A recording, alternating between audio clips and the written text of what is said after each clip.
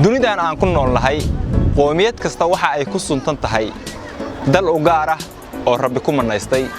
si ay u deegaameystaan oo ay u intifaacsadaan sidaas si lamid ah ayay qowmiyadeena Soomaaliyeed u leedahay dal ka kooban bad bari iyo cir oo aysan jirin cid sheegan karta oo aan Soomaali ahayn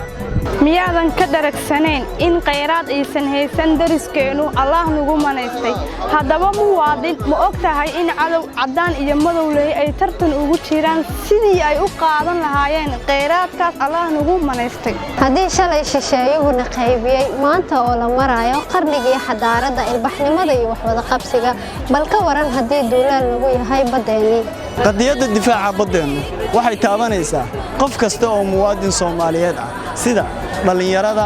culimaadudiinka cuqaasha hooyooyinka iyo dhammaan xisbiyada qaranka mucaarad iyo muxaafidba muwaadin ku garab istaag dawladdeena qadiyadda badda muwaadin ka baraarugsunta cadawkayna wala ka dhiirigeliye fadiidis damacana ku geliye badayna inta shal deedsanaantayna ee gurmad go'an haduu yahay geed keligi gooniya gabayooxa dhaxantiya gariirka ama biye geerida walaalka adna garab banaanida ma ogtahay muwaadin inuu maalmo kooban ka harsan yahay murankii galameelal kamid mulkibadeedeena mas'ala la socotaa in qadiyadaasi ay u baahan tahay garab istaag dhaba iyo muujinta shucuurteena qadiyadaha dhexdeena iyo kala qaybsanaanta ugu kala dhex jirta waa qiyaanooyinka cadawga fadlan aan u midowno difaacidda badeena haddaan nahay dhalinyarada Soomaaliyeed qadiyadda badeena iyo sheegashada Kenya ma ahan mid aan aqbalayno meel adag ayaana ka taagannahay ana wada guntarno ficilna aan u bedelno weedhan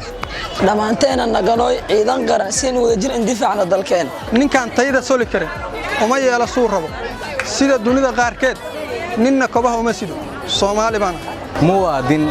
difaacidda dhaxalkaagu waa waajib adiga ku gaar ah kolka isweydii cidda aad ka sugaysaa inay ku difaacdo